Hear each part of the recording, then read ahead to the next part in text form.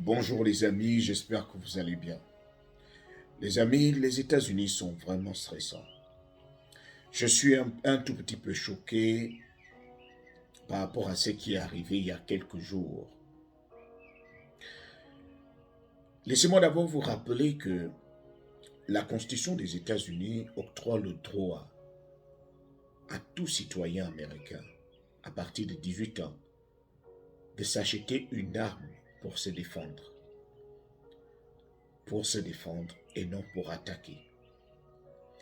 Alors, cela fait en sorte que chaque Américain, il est possible que lorsque vous allez cogner à la porte de quelqu'un, qu'il ouvre la porte avec une arme en main parce qu'il ne sait pas celui qui est venu cogner. Parce qu'il ne sait pas, il ne connaît pas les intentions de la personne qui est en train de cogner à sa porte. Alors, pour se protéger, les personnes viennent souvent ouvrir avec leurs armes à la main.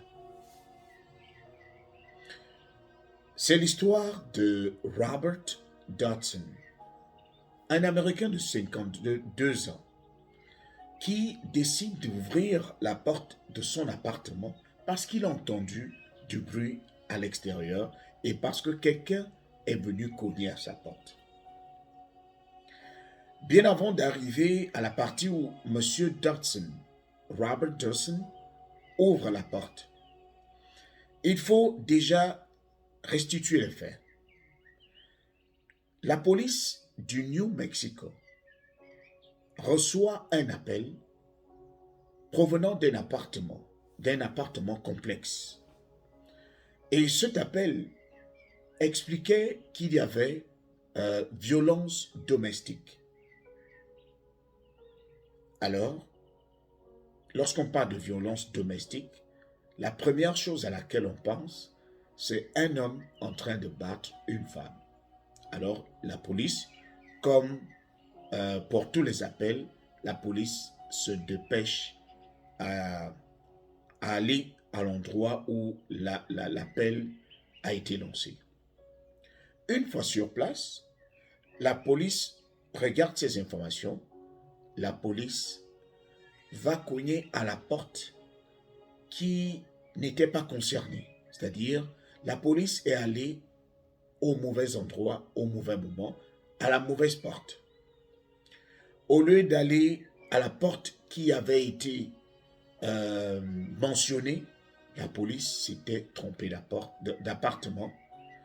Alors, la façon dont la police est allée cogner à la porte a fait en sorte que M.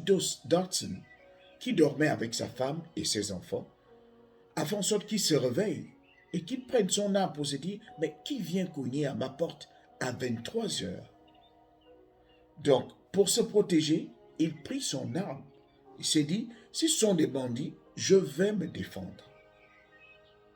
Alors, il ouvre la porte pour voir ce qui se passe, mais avec son arme à la main.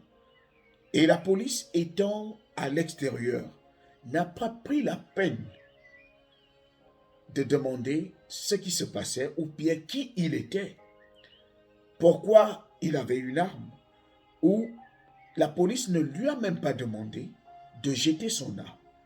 Le premier réflexe que la police a eu à faire ou à avoir, c'était de tirer.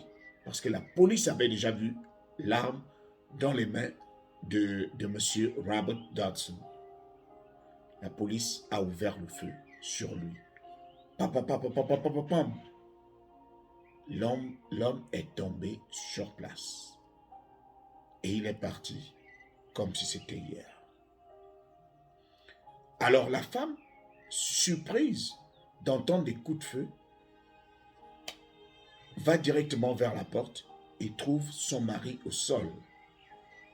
Alors, elle s'est dit que c'était des bandits, qu'il fallait aussi qu'elle se protège et qu'elle protège les enfants qui dorment. La femme également a pris l'arme qui avait été déposée par son mari, parce que l'arme est tombée lorsque son mari aussi est tombé. La femme a pris l'arme et elle a commencé à tirer à l'extérieur pour dire, si ce sont les bandits, ils vont recevoir cela, parce qu'elle était touchée de voir son mari mort. Alors, il y a eu un échange de coups de feu également avec la police et la femme. Mais heureusement, la femme n'a pas reçu de balle. Et elle s'est rendue après, lorsqu'elle a réalisé que c'était la police qui était à l'extérieur. La femme s'est rendue. Et c'est après que la police s'est rendue compte qu'elle s'était trompée d'appartement. Qu'elle venait à peine d'abattre un homme qui n'avait rien à voir avec la violence conjugale, qui n'avait rien à voir avec l'appel qui a été reçu par la police. Cette histoire touche au plus haut point, à plus d'un titre.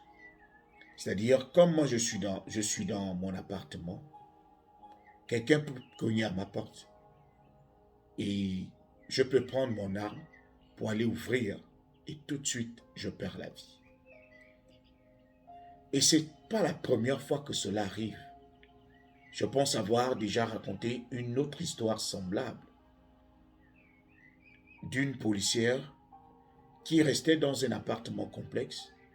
Alors, après son boulot, elle s'est rendue chez elle. Mais, fatiguée, elle se trompe d'appartement. Et elle s'est rendue à l'appartement qui était juste au-dessus de son appartement. Alors, lorsqu'elle arrive à cet appartement, elle trouve que la porte est entrouverte. Elle n'a pas cherché à comprendre. Elle s'est dit, voilà un cambrioleur qui vient cambrioler mon appartement au mauvais moment. Je vais la voir. Et la policière n'a pas compliqué. Elle a seulement ouvert le feu. Pap, pap, pap, pap, pap. Le garçon qui était dans son appartement en train de prendre son bol de céréales est décédé sur place. Les amis, les gens, parfois, lorsque je regarde des choses, je dis, il ne nous reste que la prière.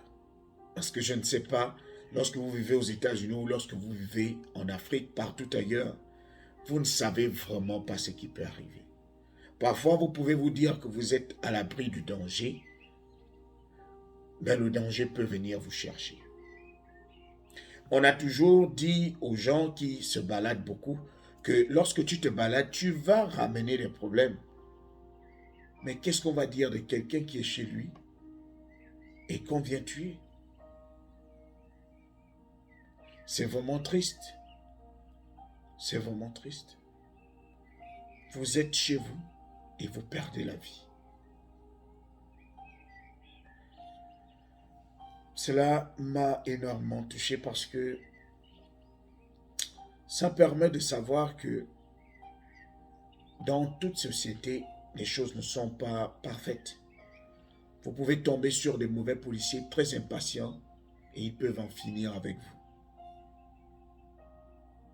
Ces policiers auraient pu se rassurer qu'ils étaient allés cogner au bon appartement ou demander plus de précision ou encore utiliser autre chose que le fusil. Et c'est ça le véritable problème ici. C'est vrai que le policier, dans son réflexe premier, c'est de se défendre. Lui, son premier rôle, c'est de se défendre. Il t'a vu avec une arme, il ne va pas venir te demander ce que tu vas faire avec cette arme. Parce qu'il y a aussi des fous qui sortent avec les armes, ils commencent à tirer, même si vous n'avez rien fait. Donc la première chose que la police fait, c'est de se défendre. C'est de se rassurer que ils vont avoir le dessus sur toi. Ils vont faire le premier pas. Parce que s'ils te laissent faire le premier pas, tu peux abattre plusieurs d'entre eux. Donc parfois, la police prend d'abord le risque de finir avec toi avant de discuter. C'était l'histoire de Dawson.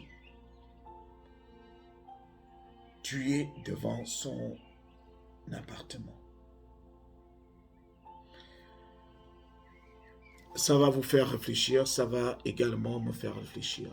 Parce que en vivant ici, nous sortons tous les jours, mais nous ne savons pas à quel moment nous allons rentrer.